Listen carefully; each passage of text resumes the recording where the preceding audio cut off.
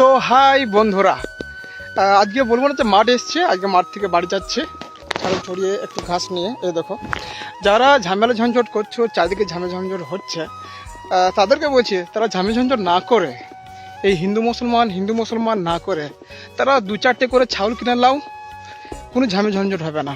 মাঠ এসো, ঘাস কাটো, মাঠে পড়ে থাকো, রাজনীতি থেকে দূরে থাকো। আরে ভাই, আমার ছেলেবেলার বন্ধুগুলোকে বলছে, আমরা হিন্দু মুসলমান ছোটবেলায় একই প্রাইমারি স্কুলে, একই হাই স্কুলে, একই টিউশনিতে দেখে শোনা করে পড়াশোনা করেছি। ও আর দেখেছে, আমি ওর দেখেছি, এইভাবে দেখাশোনা করে খাতায় লেখালেখি করেছি।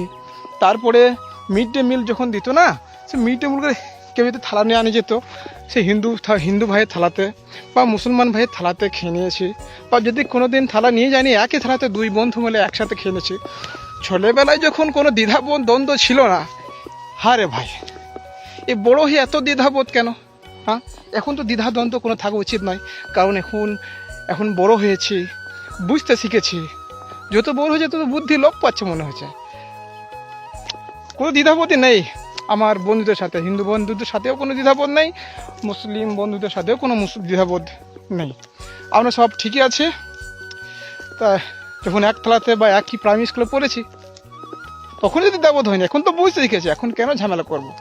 কোনো ঝামেলা ঝঞ্ঝটই নেই। যারা ঝামেলা ঝঞ্ঝট করছে তারা রাজনীতির ব্যাপার, ওদের সাথে কোনো মাথা গলা যাবে না। ফালতু ওসব না করে আমার মতো দু চারটে ছাগল কিনে নাও, চলে এসে আমার মতো ঘাস কাটো, মাঠে ছাগল চড়াও, বাড়ি যাও, বইয়ের হাতে রান্না খাও, মায়ের হাতে খাও, ব্যাস, সুখে থাকো, আনন্দে থাকো, বাড়িতে থাকো, ভালো থাকো। Good bye, tata.